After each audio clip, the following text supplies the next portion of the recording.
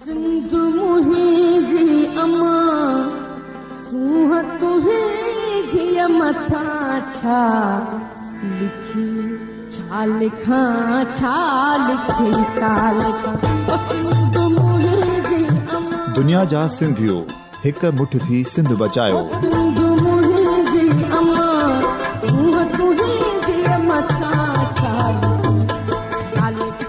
सिंध जो क़ौमी आवाज़ radio voice of Sindh London.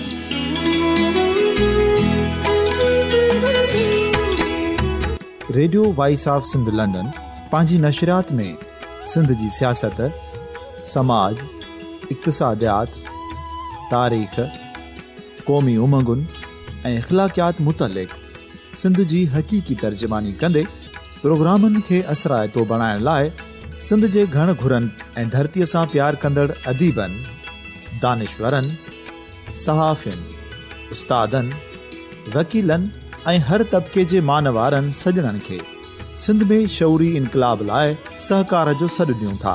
अचो त गॾिजी सूफ़ियुनि ऐं संतनि वारी सिंध जो ओज हिकु मुठ थी वरी वापसि आणण वारे सफ़र जा साथारी बणिजऊं।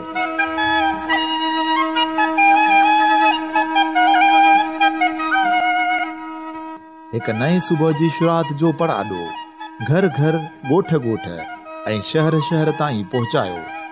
शाल सिंध आबाद ऐं ख़ुशहाल थिए, सिंधी माण्हू सुखियो ऐं सताबो थिए।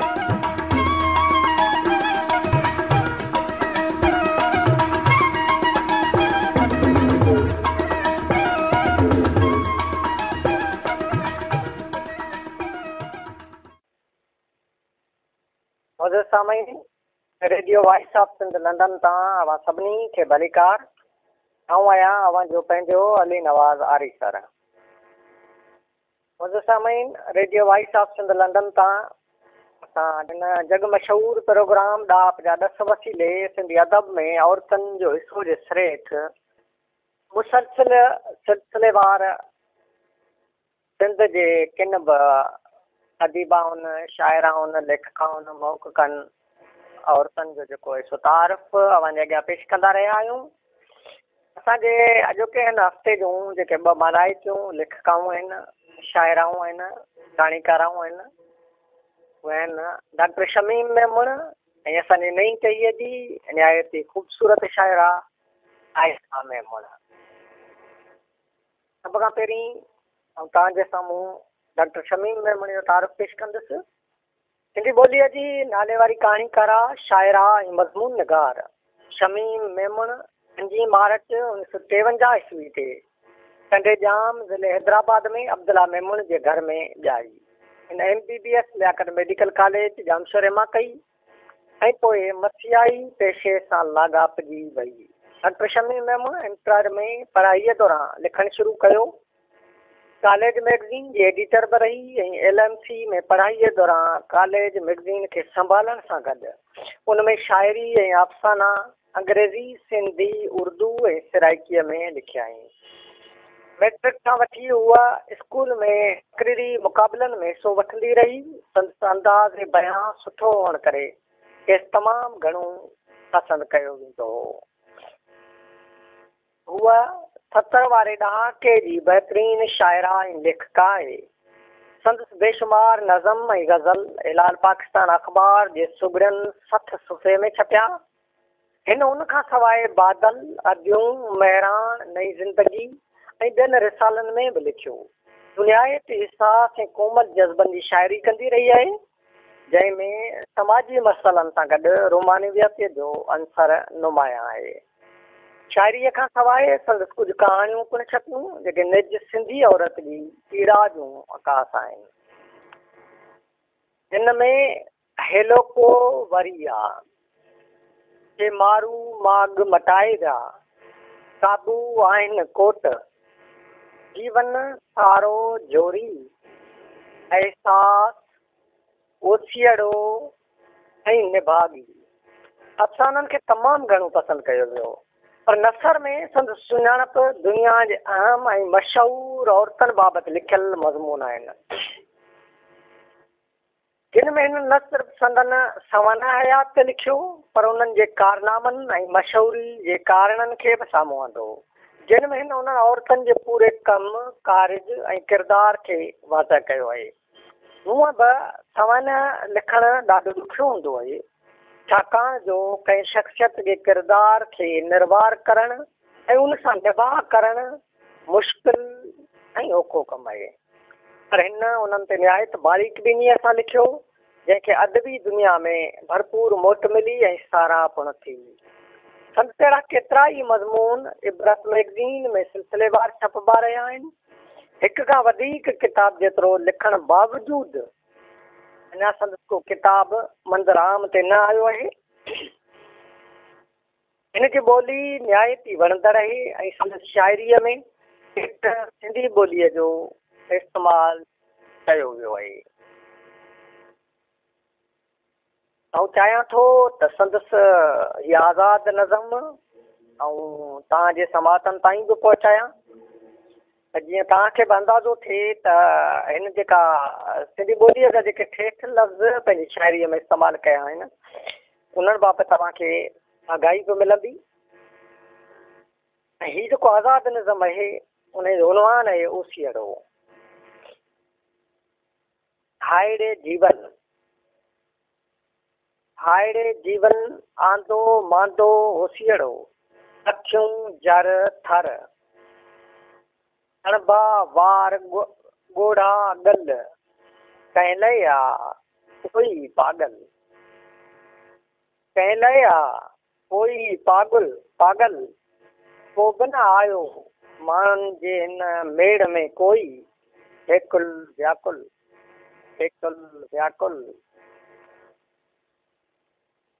मन बालक खे परचाए परभाए, मन बालक खे परचाए परभाए, आस जी जोत जलाए, चो वाटे ते नेण विछाए, प्यारे पल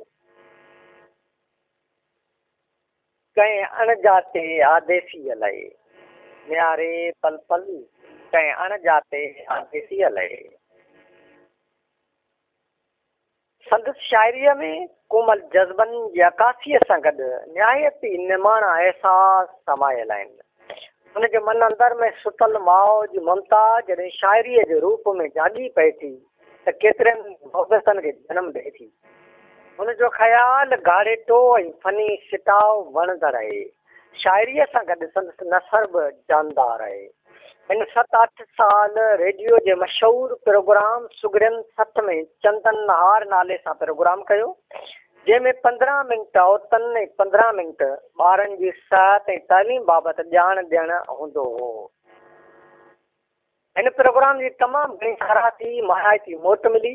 बाद में जॾहिं टीवी ते मशहूरु कंपेयर ग़ज़ाला रफ़ी वफ़ात करे वई त अब्दुल करीम बलोच खेसि टीवी ते अचण लाइ ज़ोर भरियो।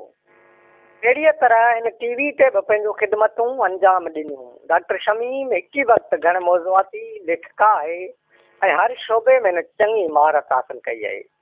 हिन जो तालुक़ टॾेजाम जे उन इल्मी अदबी घराणे सां आहे जंहिंमें सिंधी ॿोलीअ जो नाले वारो आलिम सिराज मेमुण ऐं डॉक्टर हमीदा हुसैन शामिल आहिनि। संदसि हिकु भाउ रियाज़ मेमुण बि इल्मी अदबी चाह रखे थो, जेको कंहिं वक़्तु रोशन तारा मैगज़ीन जो एडिटर पिणु रहियो हो ऐं हिन वक़्तु इंफॉर्मेशन डिपार्टमेंट में पंहिंजो ख़िदमतूं अंजाम ॾेई रहियो आहे। डॉक्टर शमीम मेमुण शादीअ खां पोइ लिखणु छॾे ॾिनो आहे। हू हिन वक़्तु टंडे लायार में पंहिंजे घर वारे डॉक्टर असलम सां गॾु क़ाइमु कयल इस्पताल हलाए रही आहे। डॉक्टर शमीम निहायत ई बुरदबार ऐं हौसलो रखंदड़ असांजी संत जी हिकिड़ी समाजड़ी ख़ातून आहे, जेतोणीकि जेको हुनखे जेको टंग में फ्रैक्चर बि आहे, हुनजे बावजूदि बि हुन किथे बि हौसलो न आहे हारियो। हू पंहिंजे उन ई हिमत सां उन जुस्तजू सां हुन पंहिंजी नरगो तालीम पूरी कई आहे, पर हुन मुख़्तलिफ़ इदारनि में रही कमु बि कयो, रेडियो जी दुनिया खे बि वसायईं, टीवी में बि पंहिंजो पाण मञायईं ऐं उन खां पोइ जॾहिं हू मस्याई त शइ डॉक्टर सां लाॻापियल आहे त उते बि जेको आहे सो मुकमल पंहिंजो जेको टाइम आहे उहो रेडियो खे ॾिए थी, हुते माण्हुनि जी जेका आहे सा तीमारदारी करे थी। न्याय ते हिकिड़ी गुरुद्वार ख़ातून भई ऐं गॾो गॾु ईअं चवां त हू लेखिका बि हिकिड़ी हौसले वारी आहे, हिमत वारी आहे। हिन जूं कहाणियूं पढ़जनि या संत मज़मून पढ़जनि त माना उन्हनि में हिकिड़ो हौसलो नज़र अचे थो, हिकिड़ी ज़रूरत नज़र अचे थी ऐं वॾी ज़रूरत नज़र अचे थी। ख़ासि तौर ते माण्हू असां वटि ईअं थींदो आहे त के माण्हू स्टेज ते ॻाल्हाए त सुठो वेंदा आहिनि, पर जॾहिं उन्हनि वटि हथ में कलम ईंदो आहे त उहा ज़रूरत कोन करे सघंदा आहिनि। पर उन जी भेट में डॉक्टर शमीम वटि जेका आहे ज़रूरत आहे, उन जेको अमली हर महज़ ते न अमली मुज़ाहिरो कयो आहे। ऐं हिन वक़्तु पाण जेका आहे संदसि जेका उन दौर में जेका शाइरी आहे, जेके कहाणियूं जेके मुख़्तलिफ़ रिसालनि में छपियूं आहिनि, उन्हनि खे सेड़े रही आहे। मूंखे उमेदु आहे त इहे ॿई अलॻि अलॻि किताब तकिड़ा मार्केट में ईंदा ऐं सिंधी अदब में हिकिड़ी सुठी जाइ वाला रहंदा। मौज सामीन, हीअ बि असांजी अॼोके प्रोग्राम जी ख़ूबसूरत कहाणी खरा डॉक्टर शमीम मेमून ऐं असांजे अॼोके हिन प्रोग्राम जी जेका ॿी ख़ूबसूरत शाइरा आहे उहा आहे आयशा मेमून। आयशा मेमून जे हिन खाके जो जेको मूं टाइटल ॾिनो आहे उहो ॾिनो आहे, हुनजे ई शाइरी मां हित खई आहे, दिलि रुनी आहे जो रुनी आशा। साहिती परगणे जी नई टहीअ जी नुमाइंदा शाइरा आयशा मेमून नौशोरे फेरोज़ में जनम वरितो। संदसि असुल नालो आसिया मेमून आहे। संदसि तालीम MA ऐं MAd आहे। पाण हिन वक़्तु पैगम्बरी पेशे उस्ताद सां लाॻापियल आहे। हिन लिखण जी शुरूआत 1995 ईस्वी खां कई। हूअ अदब जे ॿिन्ही सिन्फ़नि नसर तोड़े नज़म में लिखंदी रहे थी, पर अदबी सुञाणप शाइरा वारी आहे। हिन शाइरीअ में ग़ज़ल, नज़म, वायूं, चौसिटा ऐं गीत लिखिया आहिनि। जीअं त संदसि तालुक़ अहिड़े परगिणे सां आहे जेको इल्मी अदबी मर्कज़ त रहियो ई रहियो आहे, पर हिन परगिणे जे माण्हुनि जो ज़ौक़ ऐं शौक़ व मुनफ़रद निरालो पंहिंजाइप वारो आहे। सूंह ऐं सोभियां वारे हिन शहर में कुदरत पंहिंजे नेमतनि जूं झोलियूं ख़ाली कयूं आहिनि। हिन परगिणे जे तख़लीक़कारनि जे ज़हन मां तशबीहूं ईअं फुटी निकिरंदियूं आहिनि जीअं मींहुं वसण खां पोइ थर जे भिटनि मां ॾुध जा सला फुटी निकिरंदा आहिनि। हितां जी मौसम फितरत जा बि रुख़ मोड़िया आहिनि। हितां जे तख़लीक़कारनि जे दिलनि मां अदब ईअं उसरंदो आहे जीअं बांग्लादेश जी मिटीअ खां सिणीअ जो फ़सुलु उगड़ंदो आहे। त संसात ॿ बाना हूंदा आहिनि। तशबीहनि जे हिन सरज़मीन केतिरनि अहिड़नि सर्जनारनि खे जनमु ॾिनो आहे जिन पंहिंजे तख़लीक़ुनि में ख़ुशहाल सिंध जा ख़ूबसूरत ख़्वाब वणिया आहिनि।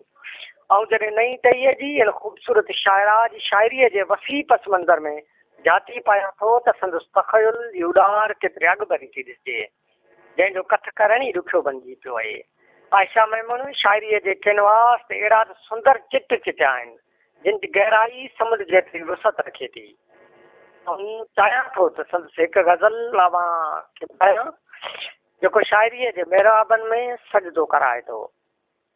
उमर खोड़ अॼु बि न पर मारवी, उमर खोड़ अॼु बि न पर मारवी, सबाननि जा आता ई घर मारवी। करे यादि तोखे हलाए त छो, अखियुनि जा भरिया आहिनि ककर मारवी। लगन सोन लोईअ जा तोखे सॻा, लगन सोन लोईअ जा तोखे सॻा, उत्तम आहे तुंहिंजी नज़र मारवी। हलिया सांगी सिकनि था पिया, हलिया सांगी सिकनि था पिया, वसी जाॻिया थर ऐं बर मारवी। मिले शाल मारुनि सां तूं आयशा, सिकनि था वसण लाइ छमर मारवी। आयशा जे हिन ग़ज़ल में न रुॻो गहराई आहे, पर हिन में हिकु दौर जे दर्द जी तस्वीर चिटियल आहे। हू कीअं न माना हिते अंदाज़ में मारवी जी पवित्रता जी ॻाल्हि बि करे थी त अॼु जी औरत लाइ उड़को बि रखे थी। उमर खोड़ अॼु बि न पर मारवी। हिकिड़ी शिफ्ट में हू पूरे मंज़र खे चिटे वेठी आहे। हू उहो थी साबित करणु चाहे त मारवी तूं त उमिरि जे कोट में रहंदे बि सतुर थी रहीं, पर अॼु जे उमिरि खां का बि मारवी सतुर थी नथी मोटे। कंहिं बि मारवी में तो जहिड़ी बग़ावत न आहे, तो जहिड़ी बहादुरी ऐं तो जेतिरो ईमान नथो पसे। अञा बि आख़िरी सिट सिकनि था वसण लाइ छमर मारवी, ख़्याल खे चार चंड लॻाए छॾिया आहिनि। या वरी संदसि हीअ ग़ज़ल ॿुधो ऐं इंजॉय करियो।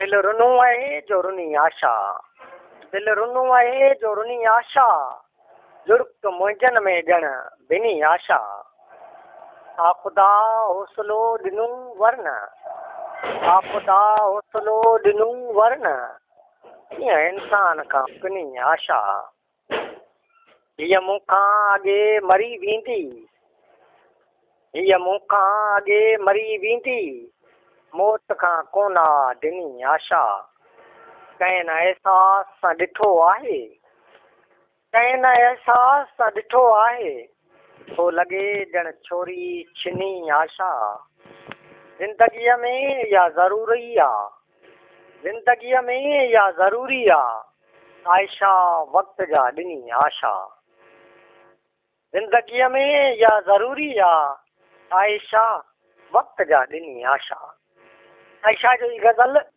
न रुॻो अहसासाती आहे पर वज़न ते पूरो ऐं ख़्याल जी पुख़्तगी ऐं घाड़ेटो बि वणंदड़ आहे लफ़्ज़नि जी तरतीब हिन गज़ल खे सूंहं बख़्शी आहे या वरी धरतीअ जे जोधे खे भेटा ॾिनल संदसि ही गज़ल ऐं वाक़ई ॾाढो शानदार गज़ल आहे धरतीअ लाइ जो मरंदो आहे धरतीअ लाइ जो मरंदो आहे माण्हू ॼण सो मरंदो नाहे जहिड़ो धरती चाहे सभ खे अहिड़ो केरु न कंहिंखे चाहे जहिड़ो धरती चाहे सभ खे अहिड़ो केरु न कंहिंखे चाहे जीतल तुंहिंजा बचड़ा मुर्की चढ़ंदा आज़ादीअ लाइ फाही जीजल तुंहिंजा बचड़ा मुर्की चढ़ंदा आज़ादीअ लाइ फाही मजबूरी ॾिस मिसकीनीअ में पेई ज़ारी विख विख गाही आयशा पजरी पजरी पोइ थी आयशा पजरी पजरी पोइ थी पत कर प्यारा शहरी ठाहे पत कर प्यारा शहरी ठाहे ये मथियूं गज़ल धरतीअ जे सुरमन खे शानदार भेटा आहे सिंध में रोज़ जो कुंदर पिया खुसचनि पर केरु बि कलम खणण लाइ तयारु न आहे उते हिन न्याणीअ जो ही कदम जुरतमंदाणो आहे इहा हिन मिटीअ जी मानता आहे जो हिन धरतीअ जा कुंदर खिलंदे कुॾंदे फांसीअ ते चढ़ंदा रहनि था ऐं आज़ादीअ जी मूमल माणनि लाइ सिर तरीअ ते रखी हलंदड़ हिननि ॾियाचनि खे अहिड़ो ई ख़राज पेश करणु घुरिजे जहिड़ो असांजी आयशा कयो आहे आयशा मौजूदा दौर जी सुठी शाइरा आहे संदसि शाइरी मुख़्तलिफ़ अख़बारनि रिसालनि में छपजंदी रहे थी संदसि शाइरी मुर्तज़ा लिगारीअ पारां तरतीब ॾिनल किताब बरखा बूंद बार जी में बि शामिल आहे